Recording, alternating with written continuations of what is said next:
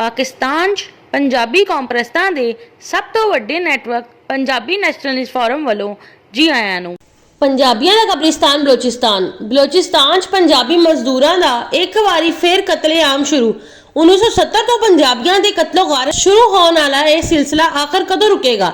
ਕਿ ਪੰਜਾਬੀ ਕੌਮ ਨੂੰ ਇੱਟ ਦਾ ਜਵਾਬ ਵੱਟੇ ਨਾਲ ਦੇਣ ਤੇ ਮਜਬੂਰ ਕੀਤਾ ਜਾ ਰਿਹਾ ਹੈ। ਬਲੋਚ ਦਹਿਸ਼ਤਗਰਦਾਂ ਨੇ ਤੁਰਬਤ 'ਚ ਪੁਲਿਸ ਸਟੇਸ਼ਨ ਦੇ ਅੰਦਰ ਪਨਾਹ ਲਏ ਹੋਏ ਪੰਜਾਬ ਦੇ ਜ਼ਿਲ੍ਹੇ ਮੁਜ਼ੱਫਰਗੜ੍ਹ ਦੇ 4 ਡੇਰਾ ਵਾਲੀ ਪੰਜਾਬੀ ਮਜ਼ਦੂਰਾਂ ਸਮੇਤ ਇੱਕ ਪੁਲਿਸ ਅਹਿਲਕਾਰ ਨੂੰ ਕਤਲ ਕਰ ਦਿੱਤਾ। ਰਵਾਂ ਹਫ਼ਤੇ ਦੇ ਦੌਰਾਨ ਬਲੋਚਾਂ ਦਾ ਇਹ ਪੰਜਾਬੀਆਂ ਨੂੰ ਦੂਸਰਾ ਤੋਹਫਾ ਹੈ। ਇਸ ਤੋਂ ਪਹਿਲਾਂ ਪੰਜਾਬ ਦੇ ਜ਼ਿਲ੍ਹੇ ਮੁਲਤਾਨ ਦੇ ਇਲਾਕੇ ਸ਼ੁਜਾਬਾਦ ਦੇ 6 ਪੰਜਾਬੀ ਕਤਲ ਕੀਤੇ ਗਏ ਸੀ। ਬਲੋਚਿਸਤਾਨ ਦਾ ਇਲਾਕਾ ਬਰਾਹਵੀ ਦਾ ਹੈ, ਲੇਕਿਨ ਬਲੋਚਿਸਤਾਨ ਤੇ ਕਬਜ਼ਾ ਕਰਦਿਸਤਾਨ ਤੋਂ ਆ ਕੇ ਬਲੋਚਾਂ ਨੇ ਕੀਤਾ ਹੋਇਆ ਹੈ। ਬਲੋਚਾਂ ਦਾ ਮੌਕਫ ਇਹ ਹੈ ਕਿ ਬਲੋਚਿਸਤਾਨ ਤੇ ਪੰਜਾਬੀਆਂ ਦਾ ਕੋਈ ਹੱਕ ਨਹੀਂ ਹੈ। ਬਲੋਚਿਸਤਾਨ ਜਾਣ ਵਾਲੇ ਪੰਜਾਬੀਆਂ ਨੂੰ ਹੀ ਨਹੀਂ ਬਲਕਿ ਬਲੋਚਿਸਤਾਨ ਚ ਆਬਾਦ ਪੰਜਾਬੀਆਂ ਨੂੰ ਵੀ ਬਲੋਚਿਸਤਾਨ ਸਮਾਜੀ, ਮੁਆਸ਼ੀ, ਸਿਆਸੀ ਤੇ ਇੰਤਜ਼ਾਮੀ ਹਕੂਕ ਦੇ ਲਿਹਾਜ਼ ਤੋਂ ਨਜ਼ਰਅੰਦਾਜ਼ ਕੀਤਾ ਜਾਂਦਾ ਹੈ, ਜਿਸ ਦੀ ਵਜ੍ਹਾ ਤੋਂ ਬਲੋਚਿਸਤਾਨ ਚ ਆਬਾਦ ਪੰਜਾਬੀ ਦੂਸਰੇ ਦਰਜੇ ਬਲਕਿ ਤੀਸਰੇ ਦਰਜੇ ਦੇ ਸ਼ਹਿਰੀ ਦੀ ਹੈਸੀਅਤ ਤੋਂ ਜ਼ਿੰਦਗੀ ਗੁਜ਼ਾਰ ਰਹੇ ਹਨ।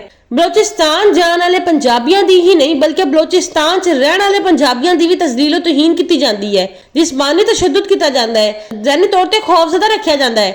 ਚूंकि मुस्तकबिल च भी बलोचिस्तान जब बाद पंजाबियों को समाजी इज्जत, मुआशी इस्तेहकाम, सियासी हकूक, इंतजामी इंसाफ ते जानो माल का तहफ़ुज़ मिलन के इम्कानात नहीं है, इसलिए बलोचिस्तान जब बाद पंजाबियों को बलोचिस्तान तो वापस पंजाब लैके आबाद करना जरूरी है। बलोचिस्तान की आबादी 12 करोड़ 3,35,000 है।